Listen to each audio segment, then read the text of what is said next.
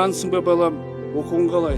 Саған осы айға квартираға төлеуге ақша жібердім. Біз осы айда кішкене қиналғанымыз бар, білесің ғой. Кредиттеріміз бар мойнымызда. Соны айтайын деген едім. Босаған кезінде жазарсың, анаң да сырқаттанып қалды. Оған да лечениеге ақша керек. Хабарласуды ұмытпа. Аман бол.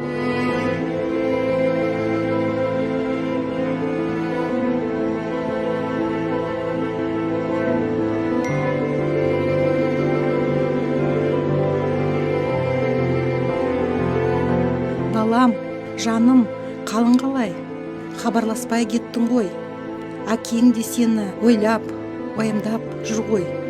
Сабағың жақсы ма? Қарның тоқ па? Ақшаң жетіп жатыр ма? Жетпесе хабарлас, құлшағым, кредит алсақ та оқытамыз ғой сені.